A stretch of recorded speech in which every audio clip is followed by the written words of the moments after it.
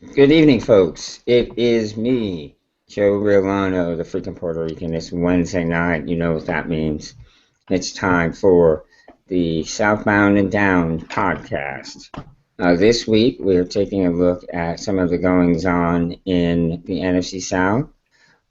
Big week for a certain team in Atlanta. Big week. Disappointing week for another team in Charlotte, but we'll get to that a little bit later. Let me tell you who I have here on the show tonight. As usual, it is the panel that you're accustomed to seeing every week. Aaron Freeman. Aaron, tell them where they can see your podcast and where they can find you on Twitter, please.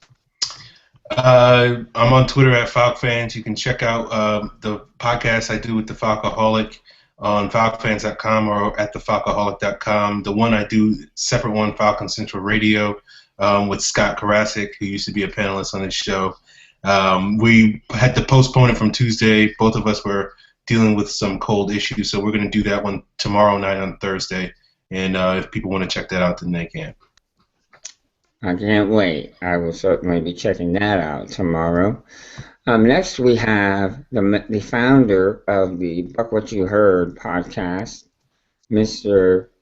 Gene Thomas. Gene, how are you tonight, bud? Oh, I'm doing great. Thanks for having me on. I appreciate it. You can reach me at Super Heavyweight. I have followed some of some of your Carolina followers, actually.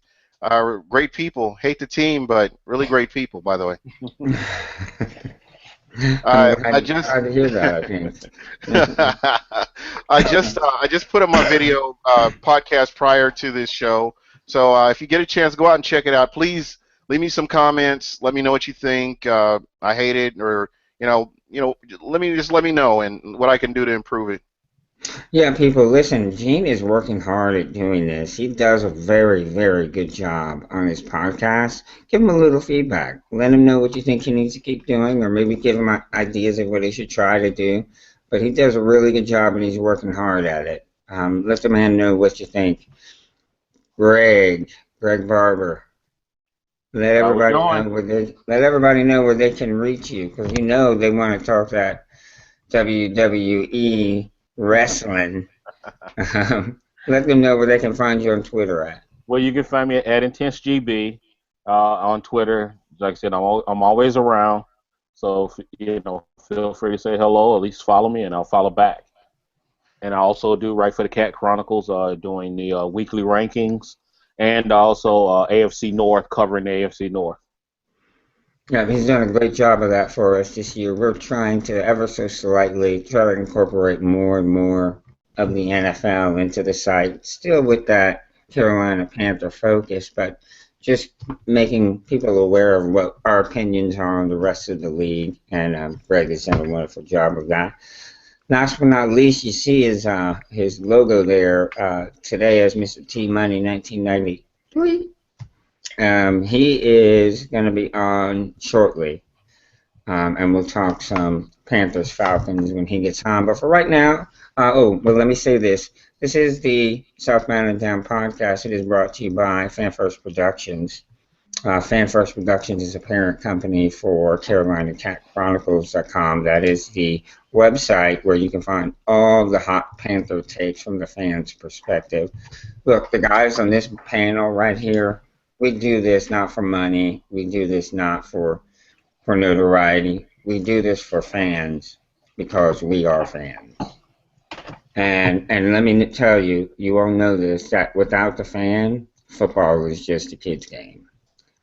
So always bear that in mind. If you want to tweet the show tonight, please do so using the hashtag FFP. That's Frank Paul. And like I said, I think we'll start with the Saints. And Greg, this one, Saints Jacksonville, actually was quite a big game. Yes. What was the turning point in the game where you think the Saints let it get away from them? Well, I mean, you mean as far the Saints, I thought they had a pretty good start in the game overall. Right. I thought, Brees was looking pretty crisp, and even without the fact that he had the torn plantar fascia and all, that he was able to still play. Because particularly myself, I thought this might have been a good time to sit him out, let it heal, bring in Grayson, and let's take a look at him and see what he has. But he wanted to play, and they actually sat a few guys out. They sat some starters out, and but they actually played pretty well. I mean, I think it was surprising to a lot of people that they played as well. I think a lot of us kind of were expecting that they may not even win this game, but they came out there to play, and they put it to them to a point. But Jacksonville is actually definitely that is an up and coming team, as we were speaking about earlier, and like major respect for them. And it's a team that because I like the talent they have as well. I think I would like to see where they go there, because I think in that particular conference there, I mean not in the conference but just that particular division in the AFC South, they have a really, really good chance of taking that conference over. It's a very good team, and if Bradley can get them on the right track next year to win maybe 8-9 games, you might have something there. But overall, I thought New Orleans played well in this game, and it's like, we're always trying to wonder. They're definitely a 500 team at most. They're playing good in some games, they play terrible in others, right. And it's just, that's just what it is at this point. And I know a lot of it is to the youth, because they have so many young players right now. But yeah, I think they got a lot more to build off of than what people give them credit for.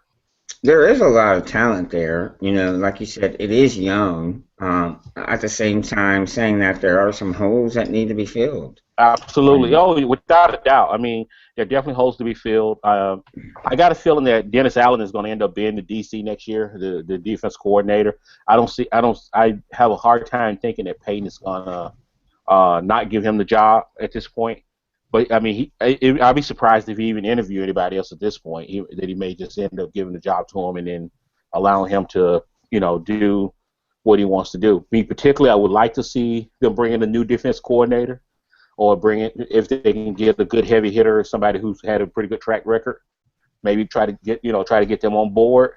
But if anything, I think even if they keep Allen, I would like to see at least some of the assistants. They got a couple of assistants there that I would like to see get replaced. And I don't know if Payton's going to do that or not. That's the only question. On the team. This isn't his first run on the team, right? He was coordinator. He was defense coordinator for Denver for 1 year, and then he became the head coach in Oakland.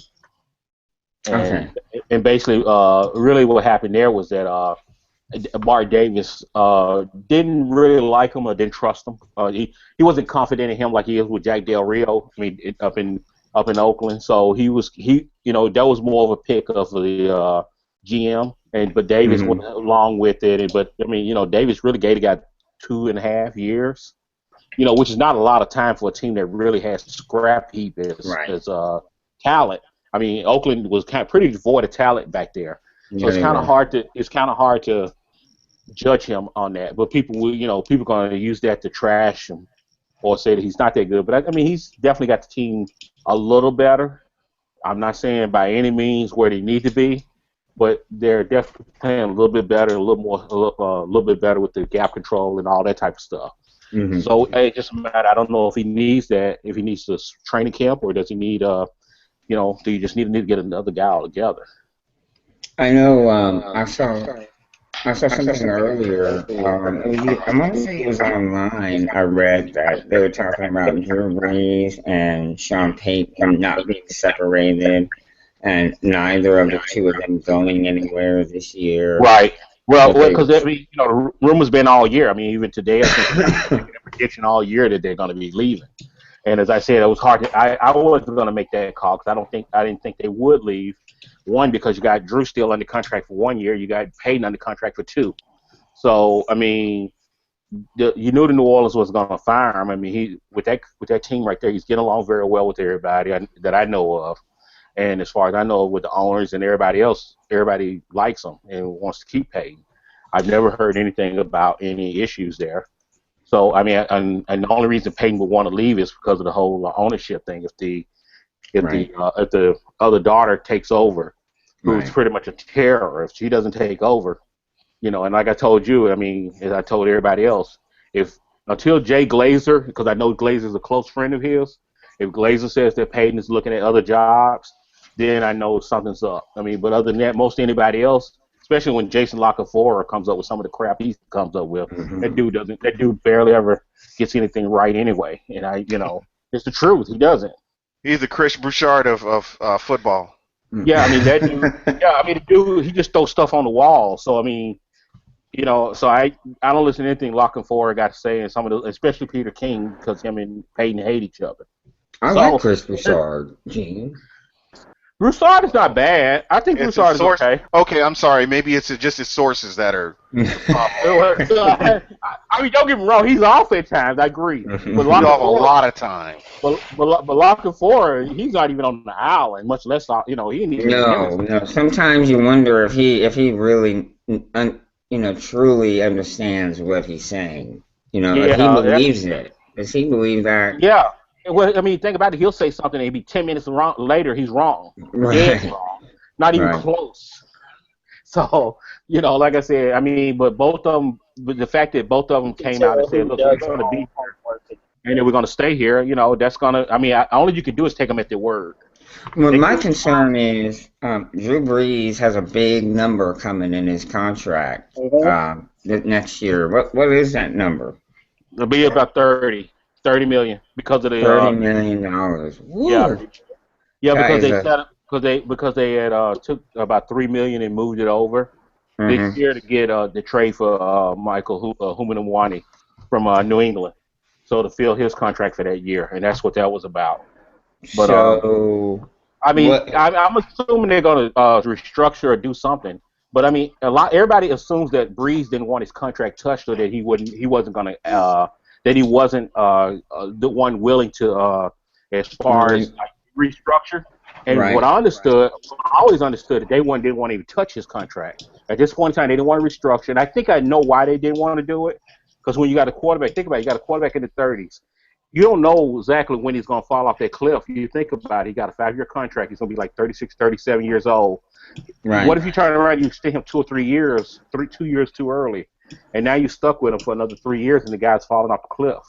Now you're really kind of on the hook for a couple years. So I think that's why they kind of waited till like maybe this year, where they may do a restructuring or something. So that's the only reason I think that's why they never touched it. I've never heard anyone say that I've never heard him say that he didn't want his contract touched or that he wasn't willing to restructure. But you always hear comments from other people who saying that he didn't want to restructure the contract. I think they're going to have to. I mean, there's no. They're going to. Well, it's only 1 year left, so they got to extend at least another year or two. And what is so he? They got to do something. 36. 36 going on 30. He'll be 37 in January, middle of January. Okay, so next year he'll be 37. He's got $30 million due to him. But you see them going 3 years on the deal. I can see them going 2 to 3 years. I mean, extending at least another 2 more years. So they have this year, the next couple years, at least. Because I'm sure he'll do something with it. Because I mean, it's not like he's not going to get his money. He's going to get his money no matter what happens. You know that. They're gonna pay him. If anybody on the team they're going to pay him. Yeah, definitely. He's the heart and soul of that team. He's what makes that offense go. Yeah, so he knows that. He's got nothing to worry about on that.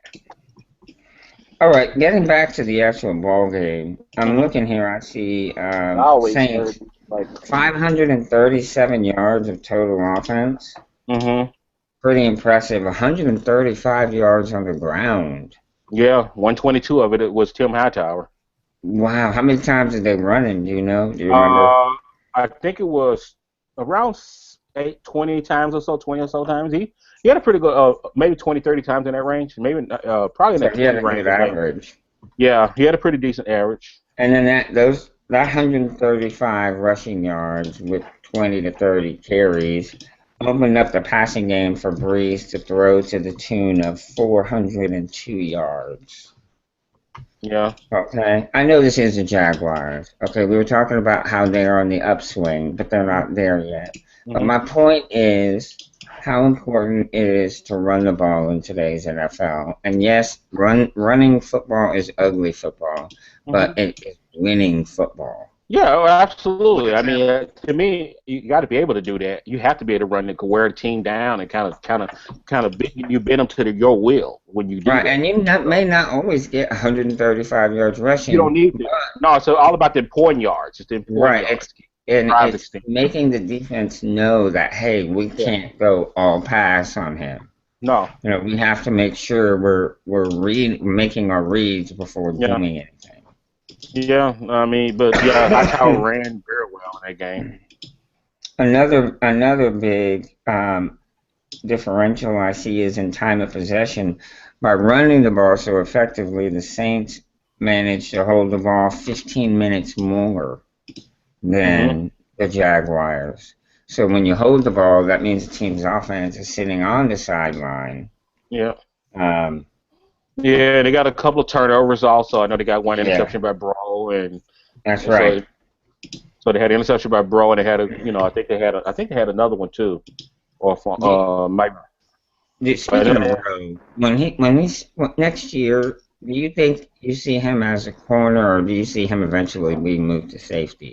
No, he's gonna be a corner. That dude right there, he's probably the best corner on the team, and that's it. I know Over, he's very physical. I know he's yeah. very physical. What kind of Mhm. speed does he have, though? To me, I think it's decent enough speed that he can hang with most receivers. I mean, I haven't seen anybody really blow him away. I mean, there's some guys I'm sure that can probably outrun him, but Right. if he sits back 8 yards or 8 9 yards or whatever, and take account for the speed, he can still run right with them. So as long as he does the right things, to make sure account for that speed, Hmm. he should be able to hang in with them. Because Okay. I mean, he's fast enough. I mean, I don't think there's ever issue with his speed. I His like him. biggest thing, I've been impressed by him. He seems to be one of the few bright spots on that Saints defense this oh, year. without a doubt, without a doubt. I mean, he's definitely one of the big bright spots. I mean, that's somebody I've liked a lot. Pretty much when he got signed, I was pretty curious about him because I saw some of his tape off of from the CFL, and Hmm. I saw what he can do, and he was a pretty good cover guy, very physical. What they wanted, like I said, what they wanted, and I think he's going to be pretty good. I mean, he still got stuff to learn, but Sure. at the same time, being in his first year and playing as well as he has, and really kind of almost practically shutting down a few guys, here and Right. there, sometimes he gets beat, but sometimes he shuts people down. I mean, that's the life of a corner. Right. Right. You gotta have short memories.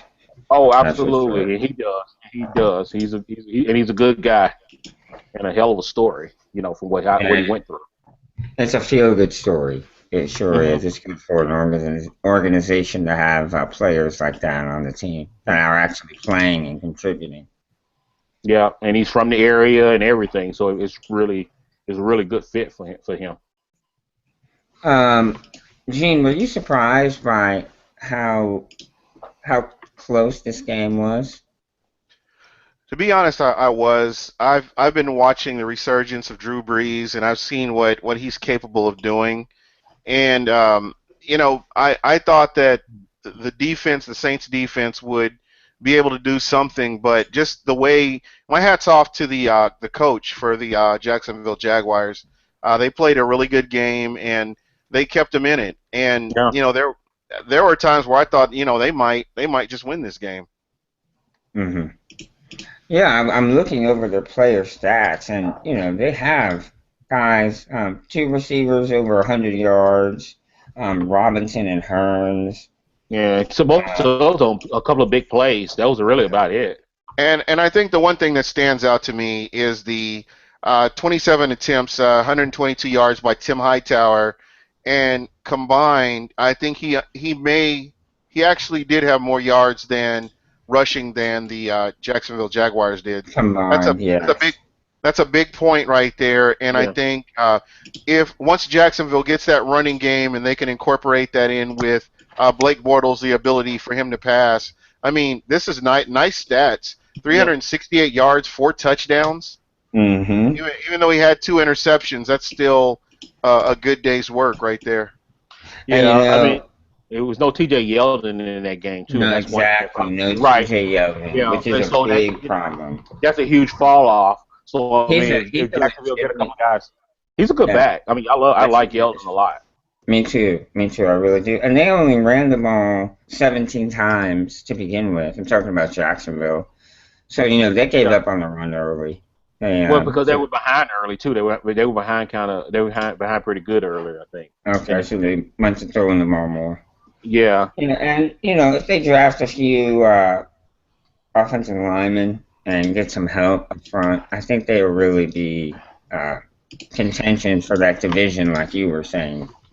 Right, they'll really be contenders for Yeah. that Oh, AFC absolutely. Yeah. I South. mean, that division is right now It's, just one team that can get everything straight. I mean, with the Colts going into a transition period with a new coach probably, and you got Houston who really doesn't quite have a quarterback. right. I'm sorry, they don't. That division is a toxic dumpster fire. Yeah. Is exactly what that Yeah. division. So it's a lot. Um, It's the team that can get it together can really do huge there. They can run that division. yeah, I agree. I really do. And Jacksonville looks like the front runner, in my opinion, right now. All right, y'all can hear me? Yes, sir. Yes, we can hear you, Hey, Mr. T Money. You doing all right, man? yeah, I'm good, man. Glad to be home. Glad to be out of work anyway. Yes. Well, we were just kind of touching on the Jags and Saints game and how the Saints offense really exploded in this one, and that the fact that the Jags aren't there yet, but we do like the direction they're headed in. They Mm-hmm. have some talent. They just need some help along the offensive front. Yeah, I was listening. Oh, okay, okay. But yeah, that's another win for the Saints, who will be taking on the Bucks this coming No, Sunday. the Falcons. The Falcons. I'm sorry, the Falcons. Thank you. And we know what the Falcons did last week. I don't even want to talk about it, but I suppose we have to. So, since we're on the Falcons, we are going to go ahead and just talk about it. First thing I want to do is allow Aaron Freeman to say anything he'd like to say, to say whatever it is he wants to, so we can get on with the show, because he has every reason to smash us in the face with whatever he has to say. So go ahead, I'm listening. Well, I feel like I could talk trash, but since I didn't really think the Falcons had any chance of winning the game, so I can't really say that.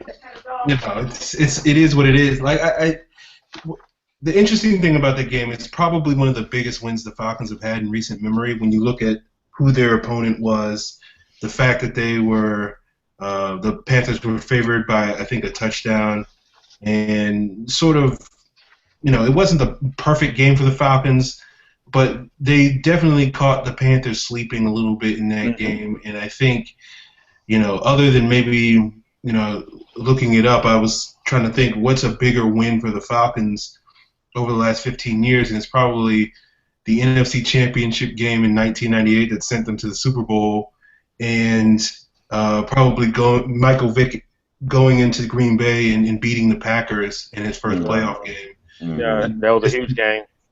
In terms of the difference between the Falcons' opponent, how good the Panthers are, and certainly perceived to be, versus where the Falcons were at in terms of just total, complete upsets, I think it's probably top 3 win for the Falcons over the last 15 years. So, kudos to the Falcons for shocking the world, because I don't think anybody except for the biggest homers in Atlanta were giving them much of a chance. Right, and even they were saying it, but not necessarily believing. Yeah. No. Yeah, because I don't think nobody really truly woke up in the morning believing that the Falcons had a real strong shot to win that game, especially after what happened a couple weeks ago. Right. Yeah, and the thing about the game was, even on Sunday, watching the game and seeing how well the Falcons played in the first half, pretty much the whole second half, I was just kind of expecting the Panthers to come back and win the game. The turning point probably was that big catch that Julio had. That was huge. Yeah. Was huge. Yeah. I feel, in my opinion, the turning point was Panthers come down, score, pretty easily on that first drive. They really did make it look easy. Turn around, kicked off to the Falcons. Falcons get a 3-and-out, but then I don't know what happened. Peanut Tillman does something and gets a personal foul, 15-yard penalty to keep the drive alive, and then the Falcons finish the drive, go down and score a touchdown. I think at that point it was over. The Falcons had caught a break, made the most of it, and realized, hey, we can score on this team. It's a tie ball game.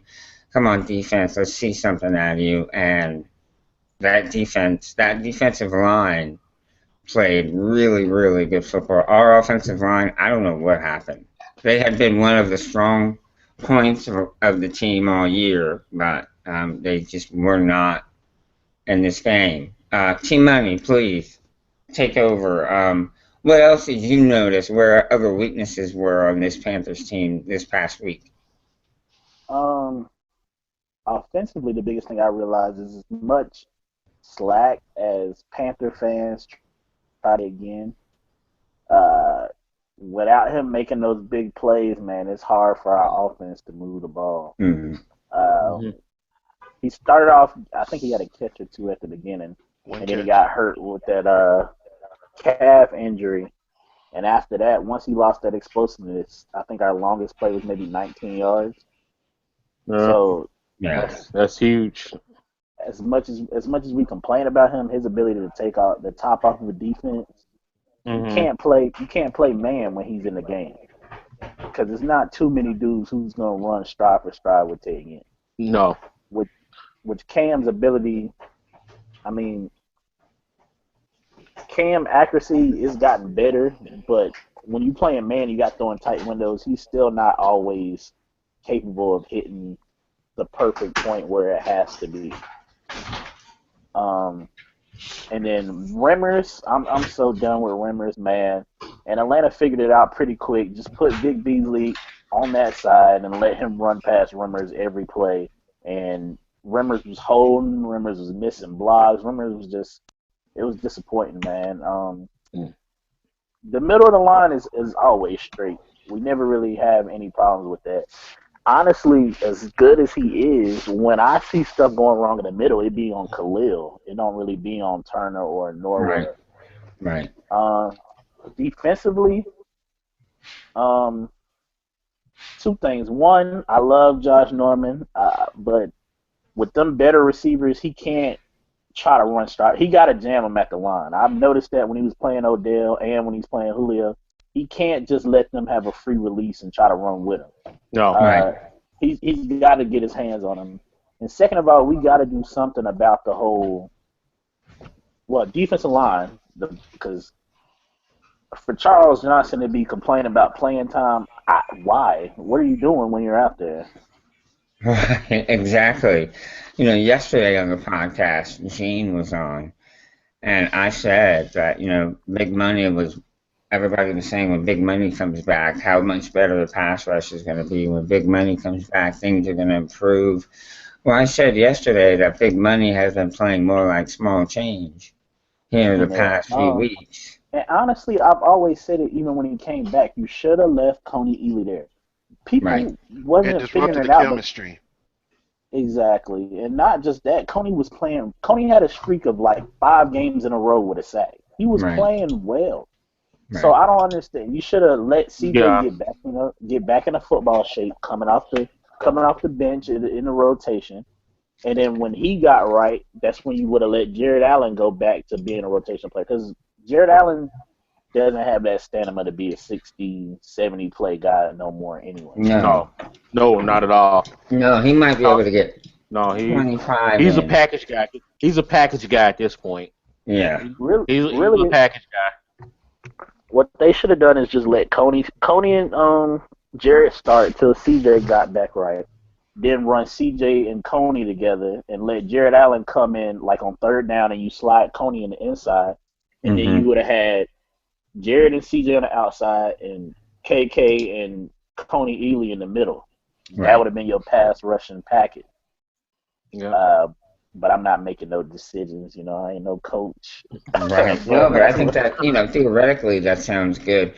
Aaron, what did you see that the Falcons did different that they hadn't done in the past 7 weeks? That allowed them to take control of this game and win it. Well, we saw this last week when they were playing the Jaguars, but they stayed committed to the running the ball, which was been a problem throughout the middle of the season, and one of many reasons why most people in the state of Georgia hate Kyle Shanahan. The other thing that they did was they were able to get a couple of big plays, and one of the things when the Falcons started the season with their fast start, a lot of their success was largely because of Julio Jones and sort of his ability to open up big play opportunities for other receivers. Roddy White had like 3 20-something yard catches in week one against the Eagles, solely because Julio was drawing double teams and triple teams and basically leaving Roddy White to run in the middle of the field off play action, and several other games where Hankerson was able to make a couple of big plays largely because of all the attention that Julio was drawing.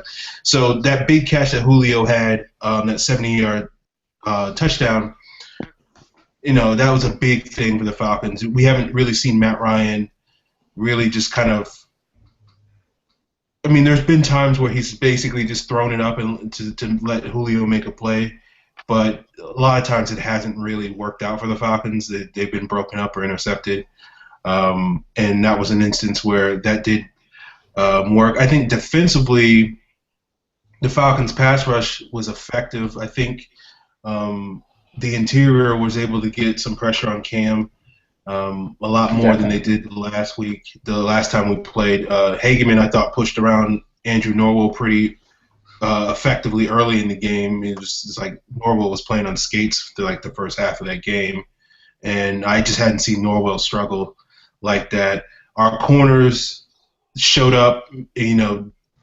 Trufant, Alford played like the corners that they're capable of playing, and basically nothing the Panthers did on the outside. The reality is, other than Ginn's speed and maybe Philly Brown's speed, the Panthers receivers don't really offer anything that should have been a problem for the Falcons corners.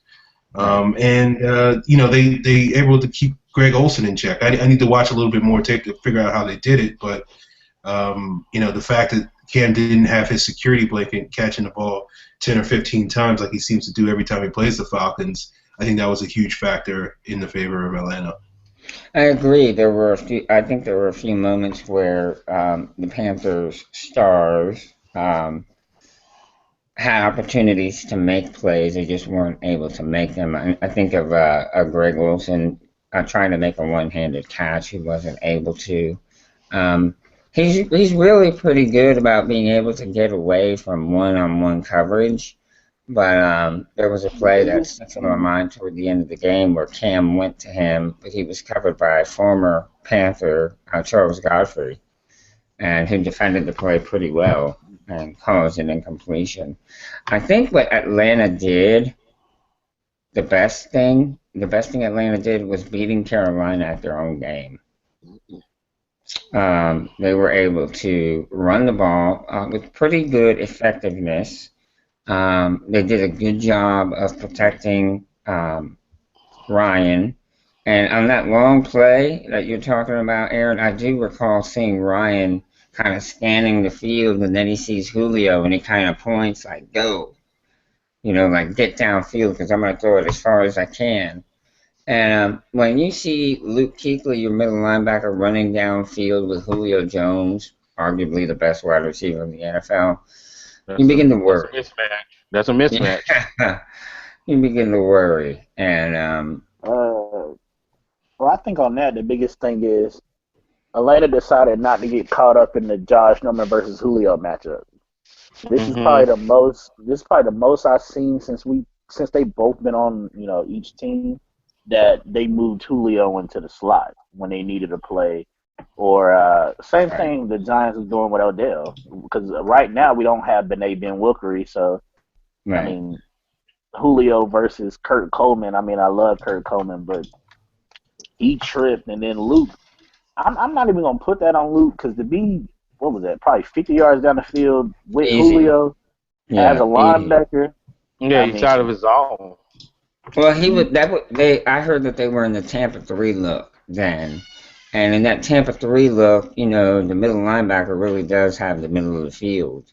Mm-hmm. So he was running just with the man, and Luke's an instinctive player, and he probably picked up that. I need to go over there and try to cover this guy, but Julio's a world-class athlete, and not that Kuechly isn't, but Julio's on a different level of athleticism. First of all, it's already hard enough. I mean, I just know that playing on the high school level, when you're chasing anybody down, it's hard to stop and track the ball and be able to find the ball and catch it. Mm-hmm. When you're chasing, which, I mean, Luke versus Julio, you automatically going to be doing. You're not getting ahead of Julio. Yeah. So, right. No. And to put it in perspective, remember Julio Jones ran was like a 4.3 on a broken foot in the combine. I'm sorry, that dude with a heel foot is not. Luke Kuechly is good, but he ain't catching him. And then defensively, I think what affected us. First of all, we was in 3rd and long, and I don't know if anybody else has noticed it. But when Atlanta's on defense on 3rd and long, they'll put like all the linebackers, all the corners, all the safeties for whatever yards you need, and they'll just let them sit there and you not catching nothing behind them. Yep.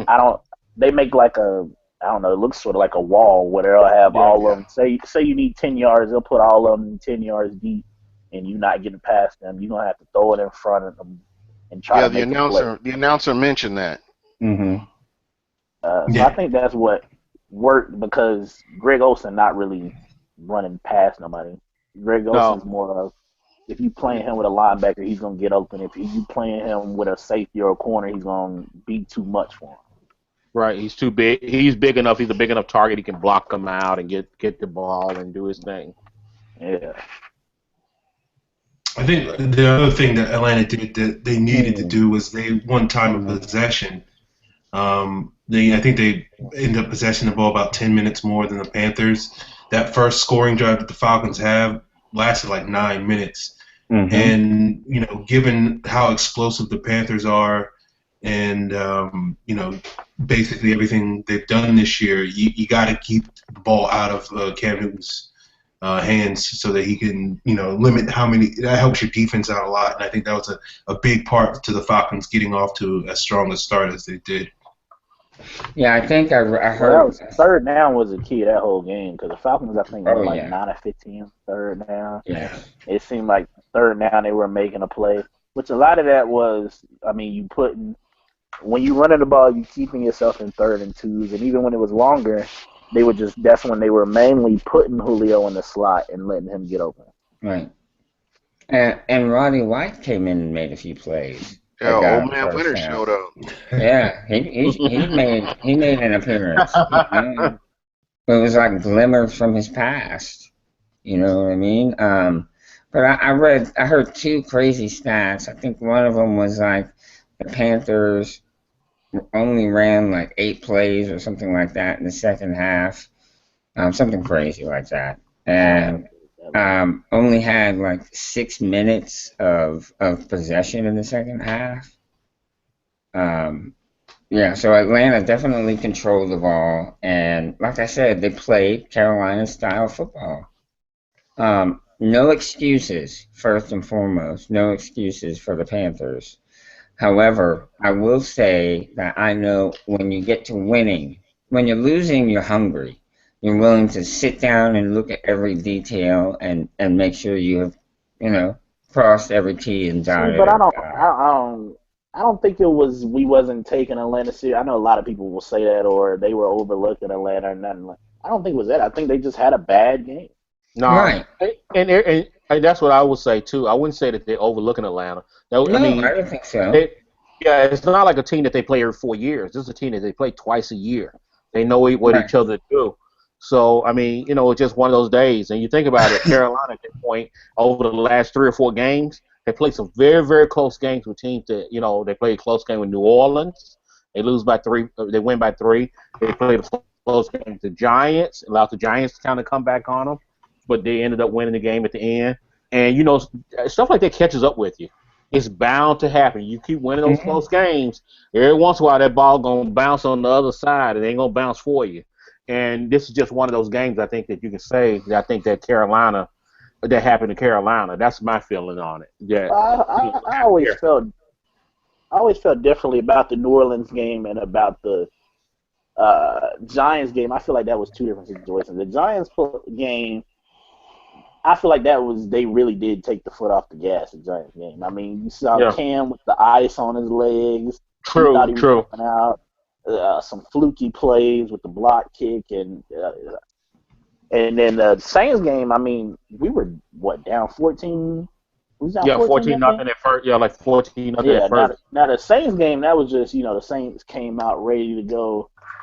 That one didn't feel like we took the foot off the gas. That just felt like we were getting beat. And another division game. Yeah, that was a division game.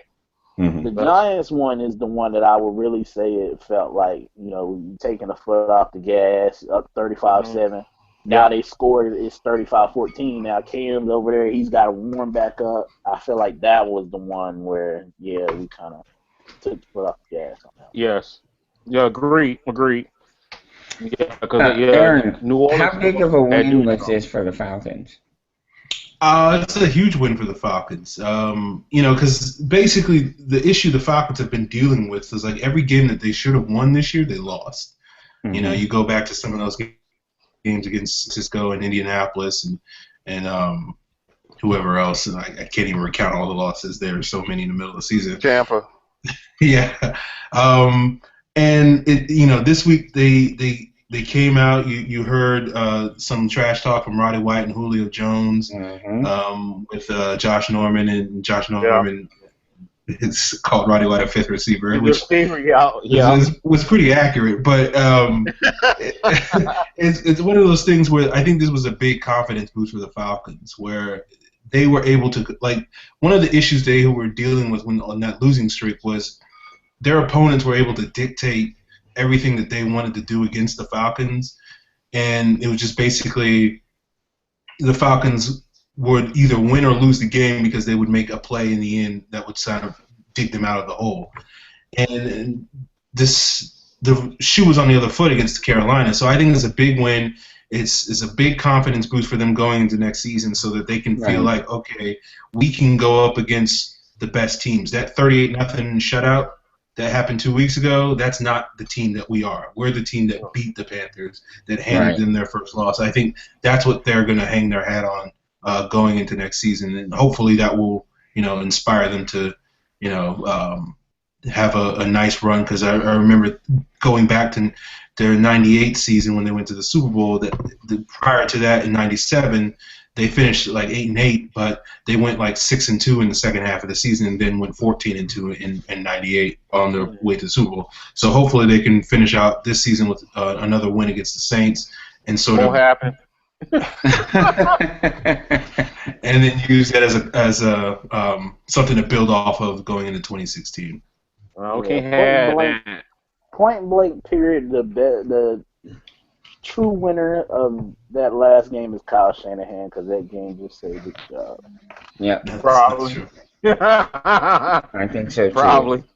I really do believe that he is the real winner, and it does give them something to really be positive about. They needed that. No kidding you, they needed that at the end of the season, because otherwise, going into next year, it would have been not dismal, because there's always hope at the beginning of the year, but you would have still had that sort of bitter taste from the end of the year in your mouth from the if next year, if they didn't start off winning like 3 out of the first 4 games, we were going to be hearing their coaches on the hot seat all year. Right. Yeah. Well, it was a great game. It was a huge win for Atlanta. Can't take anything away from it. There was no excuse. The Panthers knew what they had to do. They just failed to go out and do it. Where Atlanta came to play, and you could see it. You could see it on the field.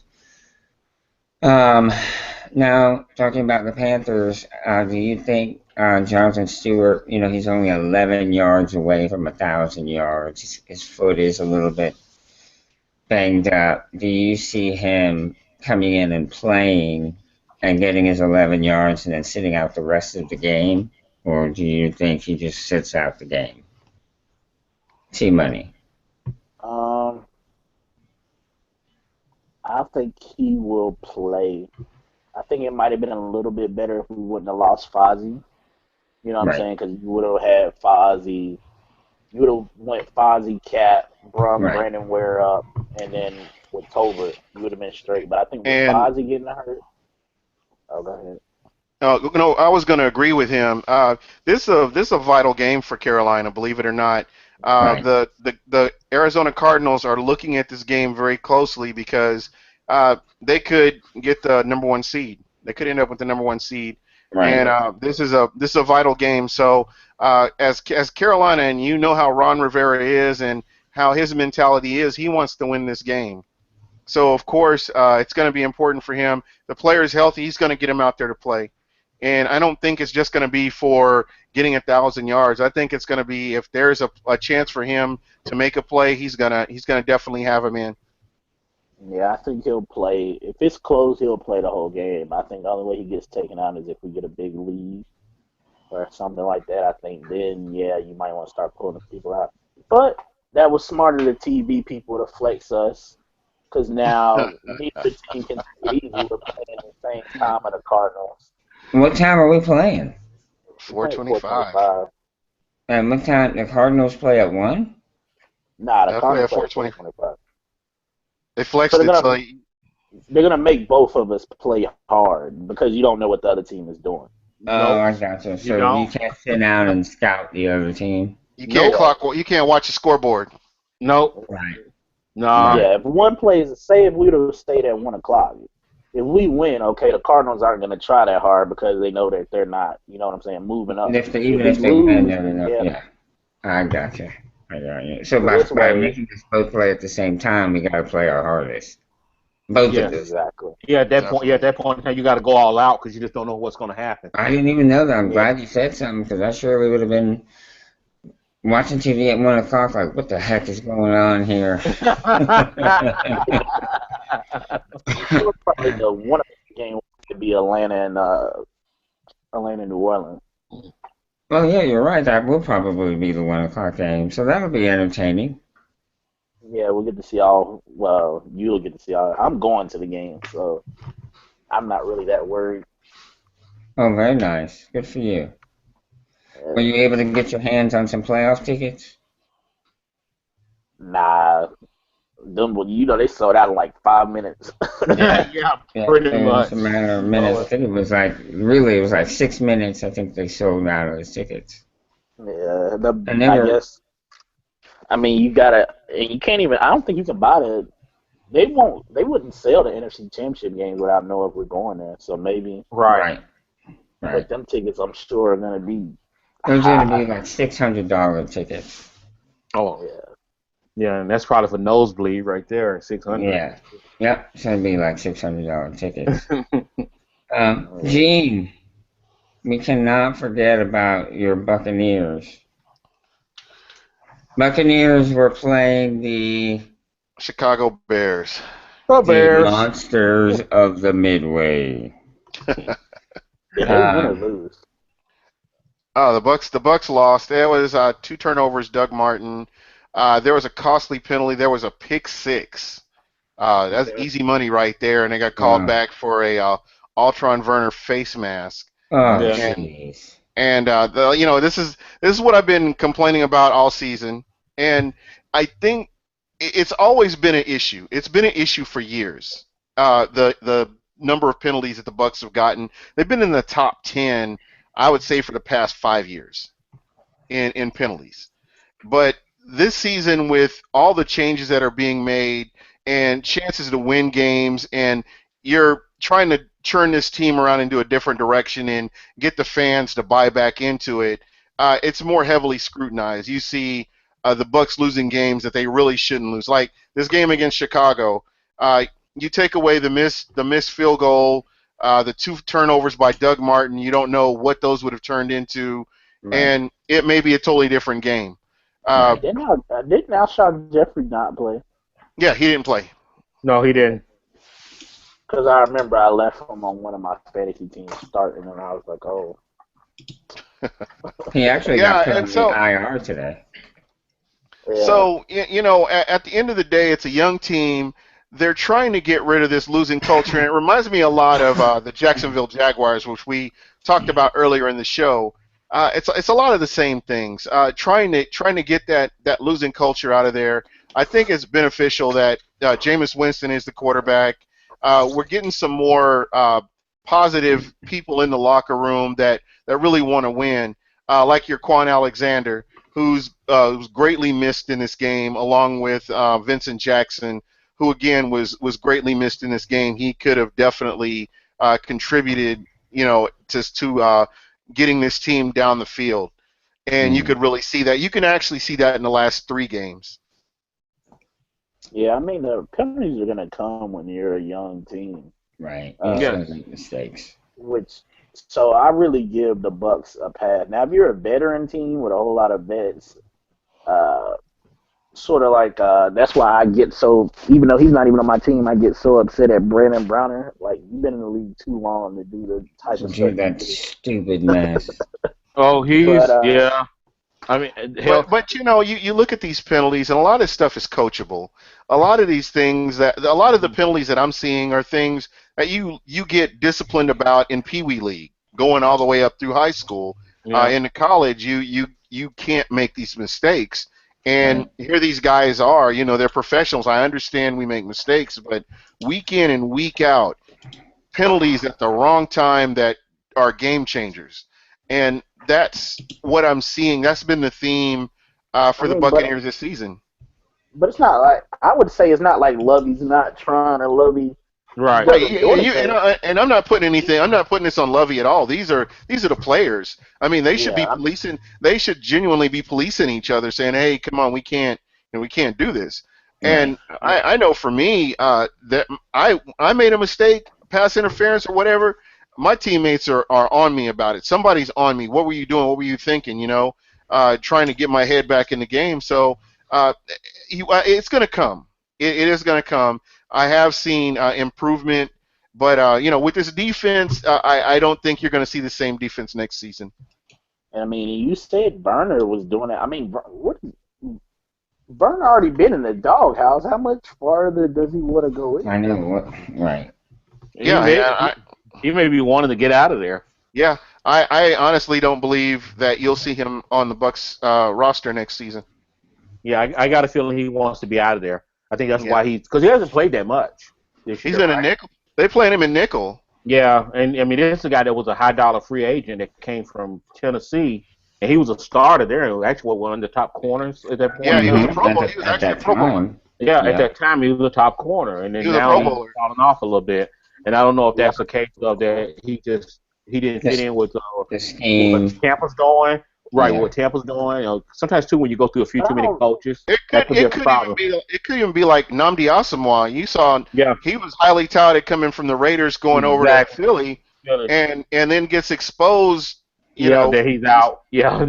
So I mean, I'm not really sure. I'm not really sure what to make of it.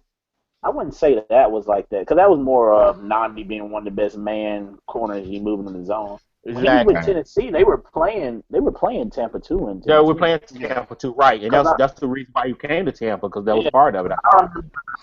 I remember Dean Boy Perez was talking about, he was going to be better than Revis in that defense, and because he already Tampa 2. So, yeah, they were definitely running the same scheme, so he doesn't even he doesn't get a pass on that.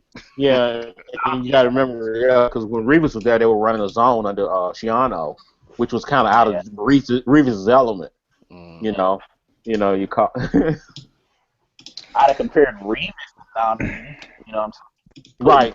Right. I can see that. Yes. So Jamie, no, it's just a matter of the youth that you have on the team. You have seen, I think, fantastic growth from your quarterback, Jameis.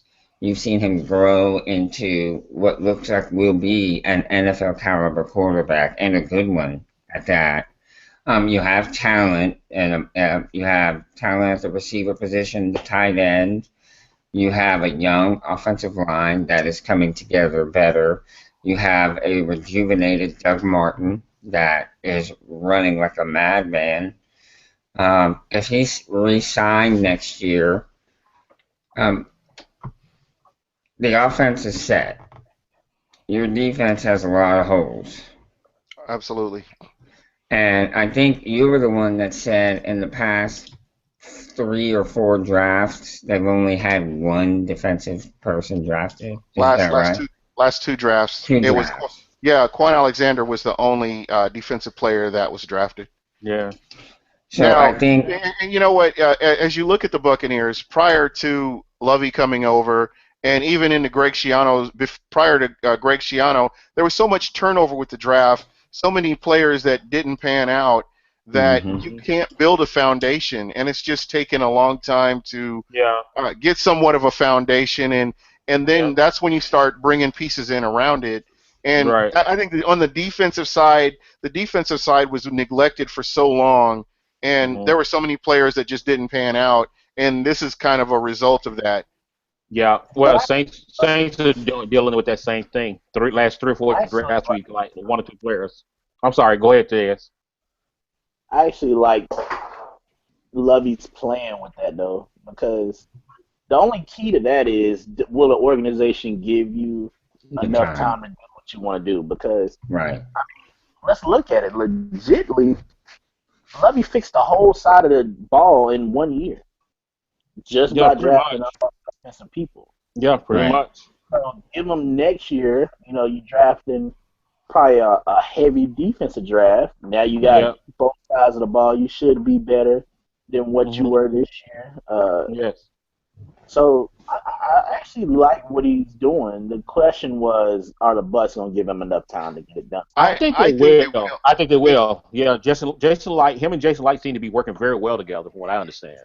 Yeah, and if there were interviews with the ownership, and they said that this was somewhat of a rebuilding season.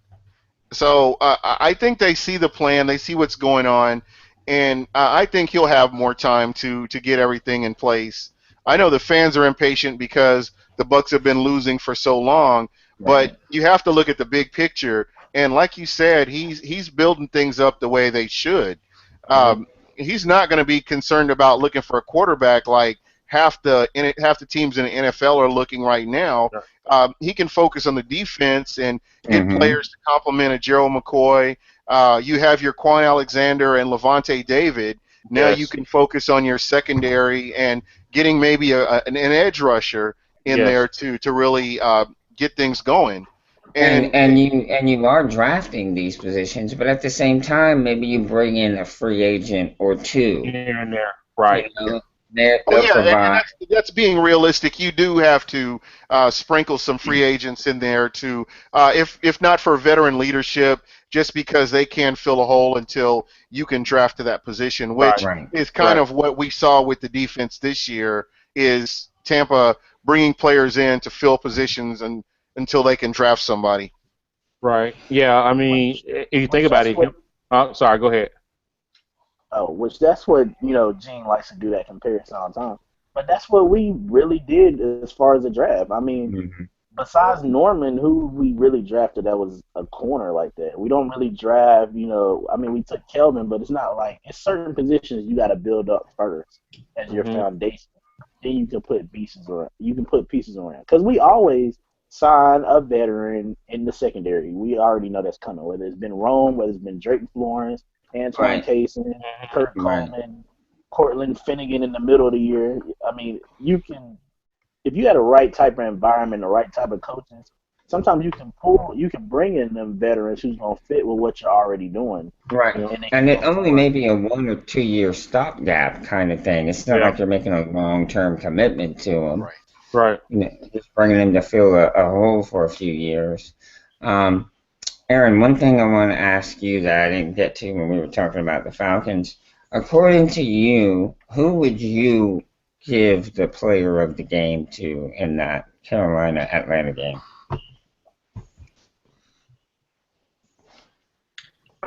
Gotta give it to Julio, right? I mean, this is like the first time in a couple of weeks where I could actually sit here and think about more than one or two guys that may deserve it. Beasley made the big play at the end of the game. Right. But yeah, it's got to be Julio. Without that Julio play, then the Falcons don't win the game. Yeah. Okay. I think you're right. I think you got to give it to him. He definitely was the playmaker for you guys in this past week's game. He was there when you needed him. He caught everything you threw at him for the most part. Maybe one or two drops, but everything else he caught, and he made the big plays. So yeah, I think he definitely deserves it. You guys were talking about what the Bucs need. I think if it was me, if I was running that team, every draft pick I would use this year would be an offensive or defensive lineman, because I don't think you can neglect the offensive line. I know they picked up Smith and Marquette last year, but they've been throwing basically musical chairs, Mankins and Hawley and Cherilus, all these guys that were just kind of like just come in here and be stopgaps. And I think if you're the Bucs, like you can sort of you have good skill position players, especially on offense. And you can kind of make do with a decent secondary if you have the horses up front. So I think they need to really focus and double down on the winning in the trenches, because I think if Lovey's going to have the team that he wants to have, it's going to be a team that can win in the trenches. Right, that can run the ball and rush the passer. Yes. Yeah, I agree. The key is just not to set themselves back with the skill position where you have to draft someone. So whether that's hoping that they can re-sign Doug Martin, hoping that Vincent Jackson will take a pay cut. Because if you lose both of them, then some of those draft picks you were going to use on defense or you were going to use on linemen, they got to go to them. Yeah. You have to and the Bucs and the Bucs have the cap room to do it. That's the whole thing. Yeah. They do. Yeah, I think Martin's going to get tagged. I would be shocked if Martin doesn't get tagged. I'd be shocked if he don't get signed for another couple of years at least. That's what I think. I think they really want to work out a deal. Yeah, they got to work out a deal. Forget tagging him. I mean, but I'm just saying, I don't see him going anywhere, because I think worst comes to worst, he's going to get tagged because he's the most important free agent they have. The only reason I see them not signing him long term is you really think Charles Sims is going to be that dude. Now, if you think he's going to be that dude, then you can afford to tag Martin, see what he does after, and then see if Sims is ready. Well, I'm saying 2 or 3 years. That'll give you time to really see where Sims is, and then you kind of can think. Then it gives you enough time to kind of feel. If Sims is not the guy, or Sims is more of a change of pace guy, and that's what he really is. Now you kind of know what you can do with Doug. Number two, if you sign him only for 2 or 3 years, if he falls off the cliff, you caught him right at that time. You know what I mean? You don't have You're not locked on to him for like 6 years. You're not locked on for 2 or 3 years down the line where you're paying $30 million or something crazy. Right. You know what I'm saying? For a guy who's his motor blown. Right. All right, guys. Well, we got a late start, but I think it was a good show. I certainly do appreciate all the patience that you guys exhibited. Not a problem. Next week we'll wrap it up with the final regular season broadcast, and I don't expect us to do anything in the postseason just because not all the teams will be involved. So we'll probably get together, maybe an end of the year wrap up kind of thing, or perhaps a draft time preview.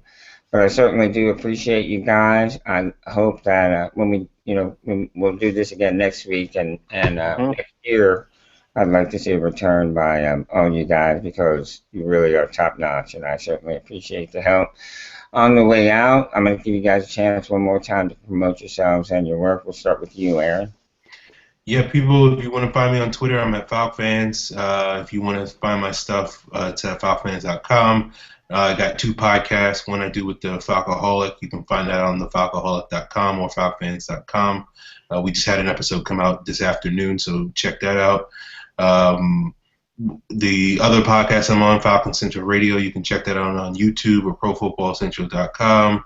We'll be airing that live tomorrow night, me and Scott Karasik, probably around 10 o'clock. So people, if you want to check that out, then do this so. All right, yeah, check them out. If you're a Falcons fan, Scott and Aaron are the podcasters you want to catch because they know their stuff. Gene, go ahead and tell the people where they can buck off at. Yeah, you can reach me at Super Heavyweight.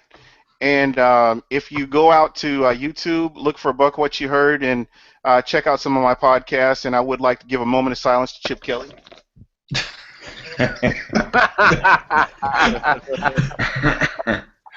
And yeah, just check me out. I love talking football. And Greg, you're next. Well, you can find me at IntenseGB on Twitter, and as you know, like I said, I write for Cat Chronicles as well, as far as being with the doing the weekly rankings and also doing the AFC North rundown. So yeah, feel free to hit me up anytime. And he means it too, folks. He loves to talk some wrestling. So don't be shy if you're a wrestling fan. And last but not least, we have T Money, who wasn't able to introduce himself because he was working away. But let me give you an opportunity here at the end of the show, T Money. All right, it's your boy, Mr. T Money 1993, and Twitter is T Muhammad 23. The YouTube channel is Mr. T Money 1993, and you already know, even though we lost, shout out to Scott, man. He would have plenty to say this week had he been on the show. He would have had plenty to say. Second of all, shout out to this chicken I'm about to smash, man. Rest in peace. All right, that's what I'm talking about. I already smashed my chicken, so. Well, I am Joe Rolano, a.k.a. the Freaking Puerto Rican. This has been the Southbound and Down podcast, your premier NFC South podcast. We're here every Wednesday night, 10 o'clock.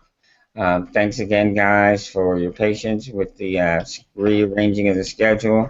You'll have a good night and a great weekend, okay? And Happy New Year. Happy New Year.